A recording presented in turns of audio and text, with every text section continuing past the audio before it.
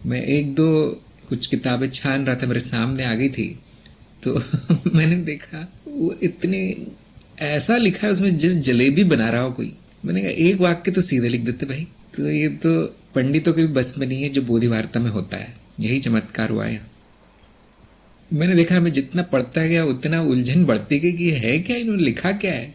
इसलिए मैं सारी पढ़ाई लिखाई कभी कभी बंद करवा देता हूँ कि मैं जानता हूँ कि आप कुछ और पढ़ने जाएंगे तो ये भूल जाएंगे, क्योंकि वो तो ये किताबें, साहित्य, ये ज्ञान पर झाड़ू की तरह काम करता है, मिटा देता है। अप्रोक्ष अनुभव और तर्क, ये प्रयोग कीजिए, और कुछ भी करना मुसीबत खड़ी करेगा। इसलिए मैं कभी कभी दूसरे गुरुओं को जो लोग सुनते हैं वो भी बंद करवा देता हूँ। एक दो केस में ऐसा किया है मैंने, बहुत उलझन हो जाती है। मैंने कहा एक तो सीख लो पहले, ये बोधिवार्ता सीख लो पहले पूरा क्या है। संतुष्टि नहीं मिली तो फिर हाँ बहुत गुरु हैं, बहुत कुछ सिखा सकते हैं, वो फिर सीखना चाहिए। नहीं आपने कहा था, उन्होंने कहा था, अच्छा अच्छा, लेकिन सब एक साथ क्यों कर रहे हो? फिर मैंने जो कहा है वो मेरे गुरुजनों ने सिखाया है और मेरे अनुभव अनुसार है। अब आपको अपने अनुभव में ढूंढना है, उसका सत्यापन करना है। आपको पसंद आता है, कुछ ज्ञान होता है तो बहुत अच्छी बात है, सफलता है मेरी। लेकिन नहीं होता तब जाना है दूसरे गुरुजनों के पास, और फिर तुलना करके फायदा नहीं। उस गुरु ने तो ये कहा था, अब इन गुरु ने तो ये कह दिया, दोनों ही बड़े बड़े हैं। अब कौन सी बात सत्य है, कौन सा ज्ञान है, कौन सा अज्ञान है? तो जो गुरुजनों पर कही सुनी बातों पर निर्भर है वो तो उलझन में ही पड़ जाएगा। फिर जो अपने अनुभव पर, अपनी बुद्धि पर निर्भर है, आत्मनिर्भर है, उसको कभी उलझन नहीं होगी।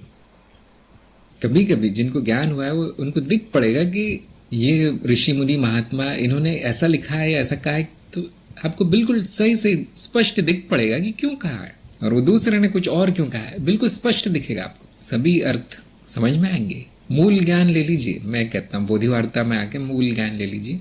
बाकी आप फिर भटकते रहें जीवन भर तो भी कोई समस्या नहीं मेरे लिए। मैं तो कहता हूँ जाओ भटको, इससे अच्छा नहीं मिलेगा।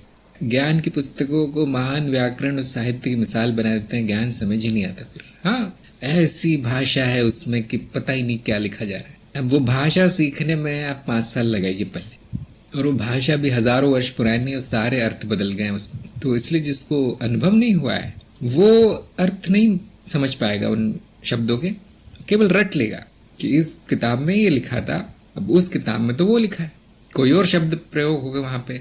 अब उसकी समझ में नहीं आया कौन सी किताब सच्ची है, तो ये किताबों का झगड़ा हो जाता है इसमें।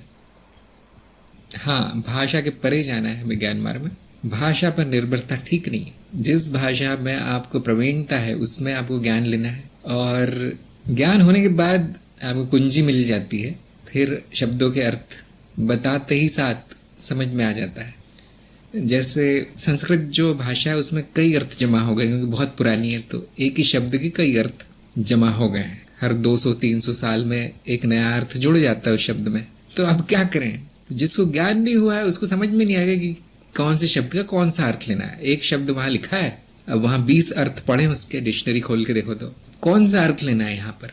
तो ये ज्ञानी को ही समझ में आता है कौन सा अर्थ लेना है। इसलिए ज्ञानी ही व्याख्या कर पाते हैं, ज्ञानी ही अनुवाद कर पाते हैं। ऐसा हुआ था कि मैंने जब ब्लॉग लिखा तो मेरे सामने प्रश्न आया कि इसको दूसरी भाषाओं में बदलना चाहिए, अनुवाद होना चाहिए। लेकिन मैंने देखा वो अनुवादक को यदि ज्ञान नहीं है तो अनुवाद नहीं कर सकता हो, और वो इतना बुरा होता था वो अनुवाद कि मैंने कहा इससे अच्छा ना करो तो अच्छा है। तो इसीलिए सभी लोगों को मैंने कार्य नहीं दिया अनुवाद आदि करने का।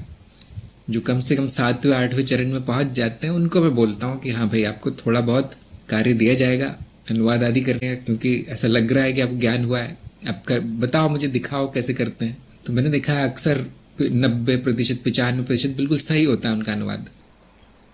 तो विश्वास किया जा सकता है, जिसको ज्ञान हुआ है उसी पर विश्वास किया जा सकता है कि वो जो कह रहा है, लिख रहा है, उसमें कुछ सत्य होगा, उसमें कुछ अर्थ होगा। जिनको ज्ञान नहीं होता वो कुछ भी लिखते रहते हैं, व्यर्थ की बकवास। बहुत भारी काम है। जिसको ज्ञान हो गया वो एक ऐसी किताब, अद्वैत आदि किताब 1 घंटे में समाप्त कर सकता है। और जिसको ज्ञान नहीं हुआ वो 1-1 साल भी पढ़ता रहे, उसको कुछ समझ में नहीं आएगा क्या लिखा उसमें। और हाँ, एक दर्शन की किताब लेके पढ़ ली, फिर दूसरे दर्शन की लेके पढ़ ली, फिर तीसरे की पढ़ ली, अब तो कुछ नहीं हो सकता आपका। अब तो बुद्धि भ्रष्ट हो जाएगी। बुद्धि स्पष्ट करना है, स्पष्ट, उसमें कचरा नहीं जमा करना है। भगवत गीता के 20 भाष्य है। हाँ, भगवत गीता में लिख देना चाहिए था कि इसका कोई और व्याख्या ना करे, जो मैंने की है, जो एक स्वयं ही कर देते तो फिर अच्छा रहता, उसका अनर्थ नहीं होता। लेकिन अब हो गया है, जैसे जो मर्जी होती है वो अर्थ निकाल लेता है उसमें। जिन्होंने अप्रोक्ष अनुभव और तर्क को माध्यम नहीं बनाया ज्ञान का, वो ऐसे ही भटकते रहेंगे भाषाओं के शब्दों में और व्याख्याओं में, ऐसे ही झगड़ते रहेंगे, नहीं ये सही है, नहीं सही। जानते तो कुछ नहीं, जो जानता है वो उसके मन में कोई झगड़ा नहीं है। पुष्टिकरण के लिए उपयोगी पुस्तक, हाँ, पुस्तकें कभी कभी अति सुंदर होती हैं, उनको पढ़ के बहुत आनंद आता है, जैसे अष्टवक्र गीता, अवधूत गीता आदि। और मैंने स्वयं किया है उनका अनुवाद, क्योंकि मैं जानता हूँ उसमें वो लिखा है जो हम अक्सर रोज बोलते हैं, ठीक वो लिखा है। बाकी के चक्कर में पढ़ता नहीं हूँ, क्योंकि जहाँ विरोधाभास आ गया वहाँ उलझन हो जाती। फिर जिसको ज्ञान हुआ है किसी भी किताब की व्याख्या कर सकता है, किसी भी। बोधि वार्ता में पूर्ण ज्ञान है, पूर्ण ज्ञान है। वैसे सत्संग आदि कार्यक्रम आदि ज्ञान मार्ग तक सीमित है, लेकिन बोधि वार्ता में वो सीमा भी तोड़ दी गई है। चैनल में बहुत सारे मार्ग आके मिल गए। हाँ, अच्छा प्रश्न पूछा आपने कि ये इसलिए हुआ, भाषाओं का मिश्रण इसलिए हुआ क्योंकि यहाँ कई तरह के लोगों ने आके राज किया है। हिंदी में फारसी आदि आदि, अरबी, ये सब भाषाएं संस्कृत में आके मिश्रित हो गई, हिंदी उर्दू आदि भाषाएं बन गई नहीं। इसी तरह से जब अंग्रेज आए तो अंग्रेजी मिश्रित हो गई। यहाँ की सभी जो राज्य भाषाएं हैं 30-40 जितनी भी, सब में अंग्रेजी मिश्रित है। तो हमने कुछ शब्द तो पूरी की पूरी तरह से प्रयोग कर लिए हैं, जैसे फोन, इंटरनेट। अब इनका तो कोई हिंदी शब्द है नहीं, तो पूरा प्रयोग कर लेते हैं। लेकिन जब आप दर्शन शास्त्र में आते हैं और कोई जहाँ पर पारंपरिक शब्द उपयोग किए गए हैं, चित्त आदि या साक्षी आदि, अब उसका अंग्रेजी करना आवश्यक नहीं है। और यदि आप करना ही चाहते हैं तो फिर आपको अंग्रेजी शब्द की परिभाषा भी लिखनी पड़ेगी। आपने परिभाषा दी है अनुभवकर्ता की, और अब अंग्रेजी का शब्द प्रयोग कर रहे हैं, तो जो सुनने वाला है वो समझ नहीं पाएगा, और फिर वो ये भी नहीं समझ पाएगा कि आपने एक की जगह 2 शब्द क्यों प्रयोग कर दिए, जबकि जरूरत नहीं थी। परिभाषा एक शब्द की और वह बोल रहे हैं दूसरा शब्द, उसकी क्या आवश्यकता है, और वो भी दूसरी भाषा का शब्द बोल रहे हैं, पूरी तरह अनावश्यक है। इससे उलझन बढ़ती है। या फिर आपको दोनों को परिभाषित करना पड़ेगा, या हिंदी को पूरा भूल ही जाइए, पूरा ही अंग्रेजी रखिए, फिर उसमें कोई घाटा नहीं, पूरा अंग्रेजी रखिए उसको, शुद्ध अंग्रेजी। कभी कभी हम बोल ही देते हैं, एक दूसरी भाषा आ ही जाती है, तो उसमें कोई हानि नहीं है जब तक कि वो शब्द परिभाषित है। यदि वो शब्द दूसरी भाषा का परिभाषित है तो सामने वाला जरूर समझ जाएगा, तो थोड़ी बहुत खिचड़ी चल भी जाएगी, लेकिन वो ज्ञानी होने का संकेत नहीं है। फिर 1-2 शब्द आ गए तो चल जाएगा। जब कोई व्यक्ति अंग्रेजी बोलता है तो उसमें भी दूसरी भाषाओं के शब्द बहुत मिले होते हैं, जैसे फ्रेंच, ग्रीक आदि, यहाँ तक कि संस्कृत भी मिली होती है। अगर वो अंग्रेजी मैं भारतीय दर्शन बता रहा है तो बहुत सारे संस्कृत शब्द उसमें आके मिल जाएंगे, लेकिन हम अंग्रेजी दर्शन नहीं बता रहे, ध्यान दीजिए। हम अंग्रेजी दर्शन शास्त्र नहीं पढ़ा रहे, तो अब क्यों आना चाहिए अंग्रेजी उसमें। तो इसीलिए ये एक अजीब स्थिति है कि लोगों ने हिंदी में अंग्रेजी मिलाना इसलिए शुरू किया है क्योंकि उनकी मातृभाषा हिंदी या कुछ और होती है, लेकिन पढ़ाई लिखाई अंग्रेजी में होती है। अब तो खिचड़ी पकना ही। मैं कहता हूँ चलो हो गई तुम्हारी पढ़ाई अंग्रेजी में, अब पूरा ही अंग्रेजी बोलो, कोई बुराई नहीं है। लेकिन आप देखेंगे उसमें संस्कृत शब्द आने लगते हैं। फिर अब कितना अंग्रेजी बोलेंगे। अद्वैत के बारे में बात कर रहे हैं, बौद्ध के बारे में बात कर रहे हैं, अब तो इस तरह के शब्द आ ही जाएंगे, तत्व, माया, गुरु। अब क्या करेंगे। मैं भी जब अंग्रेजी सत्संग में होता हूँ तो काफी संस्कृत शब्द आ जाते हैं। हिंदी डालना उचित नहीं लगता मुझे, लेकिन संस्कृत आपको बोलना ही पड़ता, थोड़ा सा कुछ शब्दों का उपयोग करना ही पड़ता है, ब्रह्म आदि। लेकिन वो बुरा नहीं लगता।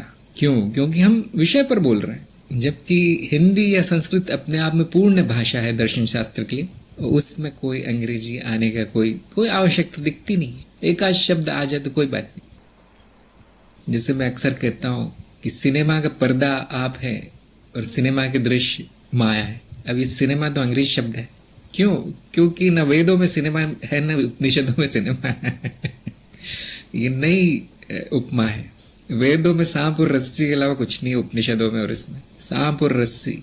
वो बहुत बोर हो गए हम सुन सुन के, इसलिए दूसरी उपमाएं देने का प्रयास करते हैं, जो आपका स्वयं का अनुभव है उससे उपमा देने का प्रयास करते हैं। वहां पे आ जाते हैं अंग्रेजी शब्द जिसमें कि कोई बुराई नहीं है। तो ये मैंने नियम बना दिया है, जितना हो सके, जितना संभव हो उतना पालन करना चाहिए।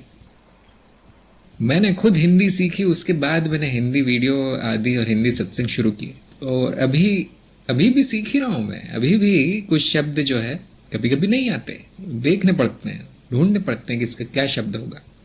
उसकी जगह कभी कभी उर्दू शब्द डाल दिया जाता है, उसमें भी कोई बुराई नहीं है, क्योंकि हिंदी मिश्रण है, पहले से ही मिश्रण है हिंदी में उर्दू के शब्द घुल गए। देखिए हिंदी थी नहीं पहले भाषा, हिंदी भाषा नहीं थी, वो एक खड़ी बोली में फारसी जोड़कर हिंदी बना दी गई।